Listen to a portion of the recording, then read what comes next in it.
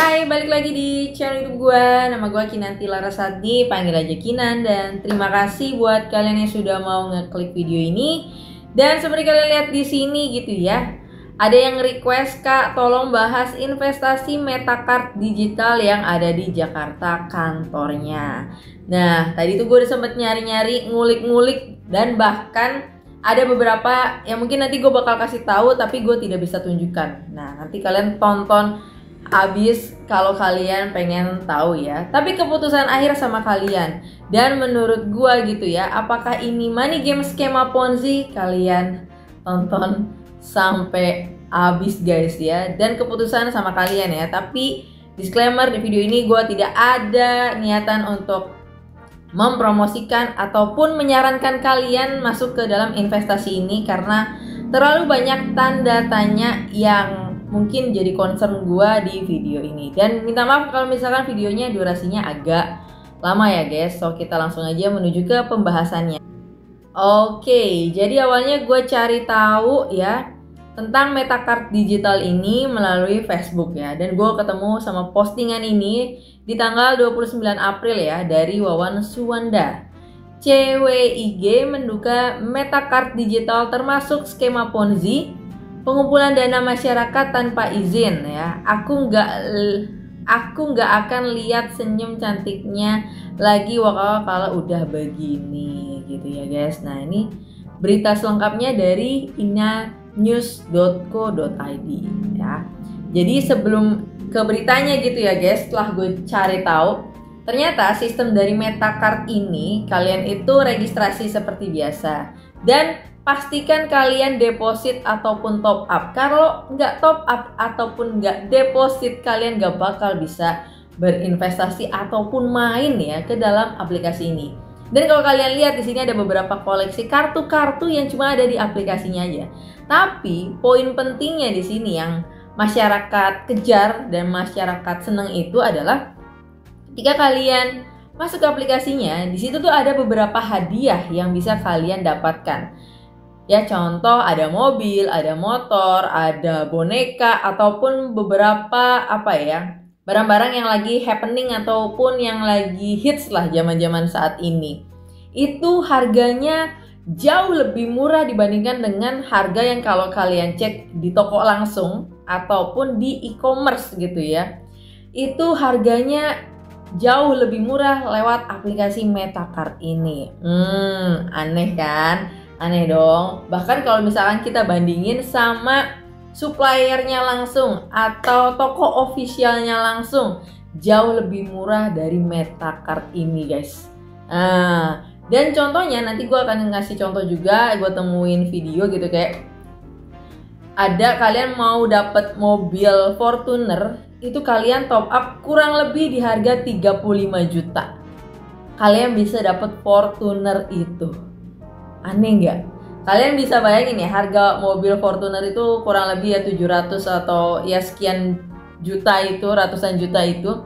Kalian bisa dapatkan dengan harga 35 juta something lah. Nggak sampai ratusan juta lewat aplikasi Metacard dan beberapa barang elektronik lainnya. Dan itu memunculkan tanda tanya, kok bisa lebih murah kan ya. Nah, ini kita baca aja ya untuk berita di sini ya guys. CWIG menduga Metacard digital termasuk skema Ponzi, pengumpulan dana masyarakat tanpa izin. Ini di April 2025 ya. Oke, kita lihat ya. Investasi bodoh di Indonesia tumbuh subur dan terus memakan korban. Oke, ini latar belakangnya aja ya. Salah satunya Metacard yang diduga oleh Cerdas Waspada Investasi Global atau CWIG melakukan aktivitas pengumpulan dana tanpa izin. Tapi owner Metacard S mengklaim sudah memiliki izin beroperasi di Indonesia. Nah, ini guys, sebenarnya gue udah ketemu untuk perizinannya. Cuma mungkin karena satu dan lain hal gue agak ngeri untuk share gitu ya. Nanti gue bakal spill ke kalian, gue bacain aja untuk izinnya dia nih sebenarnya punya nggak sih gitu ya. Oke. Dimana menurut CWIG saat melakukan investigasi ke lapangan dan bertemu owner Metacard digital berinisial S, mengatakan program ini berizin dari Kementerian Perdagangan atau Kemendak. Karena Metacard digital hanya jual poin dan poin itu ditukar kartu. Cuma kayak gitu ya, tapi dia nggak jelasin kalau poinnya itu bisa ditukar untuk beberapa barang lainnya yang dia suguhkan, guys. Oke. Jadi saat tim kami di lapangan meminta untuk diperlihatkan izinnya, S menghindar dan menolak untuk menunjukkan dengan alasan gak mungkinlah kami tidak memiliki izin sudah beroperasi di Indonesia, ujar Henry Hosang, Ketua Umum CWIG dalam siaran pers yang diterima redaksi Kamis 24 April 2025. Nah, buat mungkin dari tim CWIG kalau misalkan penasaran gitu ya, bisa kontak gue by email. Mungkin nanti gue bisa kasih unjuk untuk perizinan ataupun NIB yang dimiliki oleh Metacard ini ya guys. Oke. Terus ibarat kita punya mobil, saya sudah punya SIM ABCDE dan kantor kita di Sunter, Jakarta Utara, ujar S owner Metacard dalam sebuah pertemuan di salah satu hotel di Kelapa Gading, guys. Henry melihat ini sudah menjadi tanda tanya besar. Nah, sama kayak gue bilang ya, terlalu banyak tanda tanya sama aplikasi ini, guys. Sebagian besar peserta yang hadir di pertemuan itu kalau memang ada kenapa takut untuk diperlihatkan. Bukannya itu menambah semangat bagi leader dan calon membernya? Iya dong, jadi kayak promosi. Oh, udah ada izin nih, tenang aja, legal dan resmi. Uang kalian bakal aman, gitu kan? Biasanya. Oke, Ketum CWIG Henry Hosang desak pemerintah, dalam hal ini otoritas terkait Kemendak, jika memang terlanjur mengeluarkan izin operasional kepada Metacard segera dibekukan. Hentikan dan laporkan untuk diproses sesuai hukum yang berlaku di Indonesia sebelum jatuh korban lebih banyak. Dan tadi gue juga sempat beberapa lihat gitu ya komentar orang-orang yang mungkin gak semuanya tapi kayak separoh itu tuh kayak duitnya gak balik, gak dapet barangnya, gak dikirim-kirim ya. Komentar-komentar kayak gitu guys. Jadi kalian wajib hati-hati ya. Lanjut, Henry, jika S merasa benar sistem yang dibuat dan legal tidak terindikasi skema Ponzi, kami CWIG tantang owner Metacard diskusi terbuka di depan awak media dan member Metacard. Nah, gitu ya guys, kurang lebih untuk berita selengkapnya. Nah, karena di sini disebutkan ya owner S ini gitu ya. Ini kan juga bikin gua penasaran gitu ya guys. Terkait siapa sih owner ini, dan sebenarnya dari apa ya info yang gue dapatkan, gue udah tahu juga siapa pemegang sahamnya gitu ya. Terus ada 2 orang, terus akta notarisnya itu untuk Metacard ini didaftarkan di tahun 2022 guys. Itu gue juga sudah ada datanya. Jadi kembali lagi untuk investasinya yang too good to be true guys. Dan setelah gue telusurin gitu ya guys ya, ternyata gitu ya salah satu pemegang sahamnya ini punya track record ataupun jejak digital sebelumnya. Bahkan mungkin kalian masih bisa cari ya. Ini kalian bisa baca ya, bos investasi bodong Mi-Miles diputus bebas ya. Jadi jujur untuk aplikasi ataupun investasi Mi-Miles ini gue belum pernah bahas ya. Ini kalau kita lihat di 4 tahun yang lalu gitu ya. Dan ternyata gitu dibebaskan. Dan setelah itu dia bikin aplikasi Metacard ini guys. Oke, kalian bisa baca selengkapnya kan. Bahkan di kurang lebih 750 miliar rupiah. Wow. Dan kalau kita lihat di sini ya, nih ya, investasi bodong Mi-Miles ya. Mi-Miles merupakan investasi bodong berkedok aplikasi penyedia jasa iklan. Masyarakat ditawarkan untuk top up dana investasi dengan iming-iming keuntungan selangit. Oke. Modusnya memanfaatkan kebijakan iklim investasi. Top up dapat bonus barang elektronik hingga mobil. Nah, kan kurang lebih sama ya. Top up dapat bonus entah elektronik, boneka, entah make up, skincare atau apapun, dan mobil dan juga motor, pokoknya hampir sama guys. Bonus jika bisa merekrut anggota baru ya. Total tersangka ini 26 Januari 2020 ada 5 tersangka, kerugiannya kalian bisa lihat ya 740 61 miliar rupiah. Wow. Total korban merugikan 264.000 orang. Jenis kejahatan perbankan dan money laundry. Ini ya. Untuk pasal yang dijerat ataupun pasal yang dikenakan untuk kasus ini guys. Ini jejak digitalnya, kalian pun mungkin masih bisa untuk cari tahu di Google juga guys. Dan gue tahu untuk perusahaan Metacard ini ternyata nama PT-nya itu adalah PT Meta Internasional Indonesia. Dan dari nama PT ini awalnya gue cari di Google gitu ya, gak ada, bahkan nyangkut-nyangkut ke nama-nama perusahaan lainnya yang bukan ini yang gue tuju. Tapi pada saat gue lihat kesini-sini beberapa anggotanya mungkin ya yang bikin konten juga itu sekarang lewat virtual account, yang dulunya mungkin kayak gini gitu ya, sekarang lewat virtual account. Nah dari nama perusahaan inilah gue bisa lihat untuk NIB ya, nomor induk berusahanya dari perusahaan PT Meta Internasional Indonesia ini guys.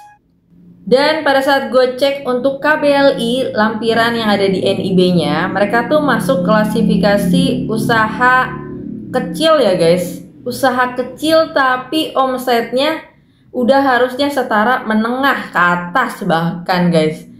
Masa iya kecil gitu ya. Dan di sini gue tutup aja ya guys, tapi gue bacakan gitu ya.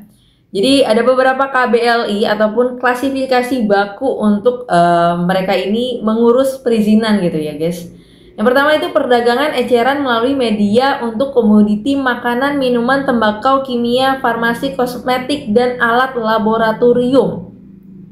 Dan masuk tingkat resiko rendah. Dan ya pokoknya kalau resiko rendah NIB otomatis terbit. Kalau resikonya menengah dan tinggi itu tergantung ya, bisa keluar sertifikat atau diminta untuk sertifikat dan juga diurus untuk perizinannya karena resikonya menengah ke arah tinggi ya guys. Dan ini perdagangan eceran juga, kalau gue lihat ya, perdagangan eceran, perlengkapan rumah tangga dan perlengkapan dapur, perdagangan eceran, barang campuran, perdagangan eceran juga. Ini kalau gue lihat periklanan. Terus juga di sini ada aktivitas pengembang aplikasi perdagangan melalui internet e-commerce. Nah, apakah aplikasi Meta ini? Tapi kalau lihat resikonya yang dia tampilkan di sini, resikonya rendah guys. Jadi NIB doang terbit, ya iyalah gitu kan. Tapi kalau kita lihat gitu ya, untuk total pemasukannya ini nggak masuk ke klasifikasi rendah. Ini harusnya tinggi bahkan. Terus juga ada portal web atau platform digital dengan tujuan komersial ya, mungkin tadi itu Meta gitu ya guys. Aktivitas konsultasi manajemen lainnya, portal, oke, ini ada beberapa guys portal. Nah, yang punya tingkat resiko tinggi itu hanya di nomor 12 ini, perdagangan eceran bukan di toko, kios, kaki lima dan los pasar lainnya YTDL. Nah ini resikonya tinggi, NIB-nya terbit, tapi untuk izinnya belum terbit. Nah di sini tulisannya lakukan pemenuhan persyaratan melalui oss.co.id guys. Jadi seperti itu. Dan kalau kita lihat di Facebook ya guys, ya mereka banyak juga untuk menampilkan kemeriahannya, ya eksistensinya. Nah ini yang tadi gue bilang ya, kayak contoh ada waktunya di sini, durasinya, terus juga ada hadiahnya yang ingin kalian ini coba Aston Martin. Coba, nah ini ada beberapa kategori hadiah yang fast mission ini nih. Apakah iya gitu kan? Sekali lagi gue cuma bisa nyaranin kalian untuk berhati-hati. Dan kalaupun tadi ya berdasarkan NIB yang gue lihat gitu ya, untuk perusahaan ataupun PT Meta Internasional Indonesia ini masih ada beberapa KBLI yang menurut gue kayak kurang tepat ya, kurang tepat guys. Jadi alangkah lebih baiknya kalian gitu ya, kalau misalkan diajak sama orang lain, harap hati-hati. Dan kalaupun kalian member ya gue nggak ikut campur gimana-gimana, tapi gue ngomong berdasarkan data aja ya guys. Tapi kalau kalian mau percaya atau tidak percaya ya terserah gitu ya, terserah. Dan gue yakinkan juga kalau kayak gini ya sebenarnya bukan ke Kemendak doang ya. Kalau dia memang juga cuma jualan mobil, misalkan nih real barangnya mobil, barang-barang elektronik lainnya atau apapun gitu ya. Tapi juga karena dia di sini mengumpulkan dana masyarakat gitu ya guys. Menurut gue ya paling tepat ya itu ke OJK gitu ya. Izin OJK-nya juga wajib ditanyakan. Tapi biasanya nanti bakal berdalih-dalih kemana-mana. Bukan kalau Kemendak itu, kalau ya koreksi kalau gue salah ya guys, itu kayaknya lebih kepada barang apa yang dijual sudah ada izin edarnya belum nih barang-barang ini. Terus mungkin ada melalui platform ataupun yang lainnya. Tapi kalau untuk dana dan investasi yang gue tekankan di sini ya udah, bukan yang mana-mana ya OJK lah yang berhak dan punya wewenang untuk bisa mengusut tuntas ini. Oke guys, jadi di sini gue ambil contoh juga nih ya. Jadi hadiahnya di sini ada mobil Fortuner dengan durasi ini guys. Tapi ujung-ujungnya kalian wajib deposit dulu ya, beberapa poin yang diminta nih. Ya guys, kita cepetin aja. Nah, jadi setelah kalian ngeklik poin yang ada di atas gitu ya guys. Jadi ada tuh kayak macam poin-poin dan kalian klik dan ada potongan koin yang diminta gitu ya. Ini sampai buka 10 mini card yang ada di atas. Terus di sini diminta untuk beli paket nomor 39 guys. Dan kalau kalian lihat di sini ya, paket nomor 39 itu harganya 35 juta untuk mobil Fortuner itu. Masuk ke logika? Coba dah kalian putuskan ya. Terus juga ada uang tunai lainnya senilai 60 juta guys. Tapi ujung-ujungnya kalian disuruh top up dulu ya. Atau ngeklik gitu ya, poin gitu, ngeklaim gitu kan, baru nanti ada paket yang dia minta. Gitu guys. Kita lihat ya. Nah, di sini ya, beli paket nomor 26 guys. Oke, jadi tadi dia tidak menunjukkan gitu ya paket 26 kurang lebih tadi tuh senilai berapa gitu ya guys. Tapi intinya gue yakin gitu ya dengan aplikasi ini, gue yakin pasti ada yang dirugikan dan juga pasti ada yang diuntungkan ya. Kenapa? Karena kalau gue lihat juga gitu ya dari tampilannya itu ada referalan juga guys. Dimana ketika orang lain mengundang orang lain itu dapat komisi. Dan tentunya orang yang banyak mengundang orang itu pasti bakal dapat cuan lebih banyak lagi. Tapi sekali lagi ya, gue cuma bisa bilang hati guys dengan harga murah, dengan apa ya, tugasnya gampang, ngeklik ya, ngeklik poin, klaim, ngeklik poin, klaim, udah kayak gitu. Terus tinggal ngikutin beli paket yang di bawah, nanti ada estimasi apa ya, pengiriman barangnya. Tapi kalau misalkan pas ngeklik itu ya, pertanyaan gue ya, ngeklik kayak gitu, itu kan dikasih durasi waktu ya guys. Nah, durasi waktunya habis pada saat kalian misalkan ngejain tax ataupun buka stem yang kedua dari 10 gitu ya.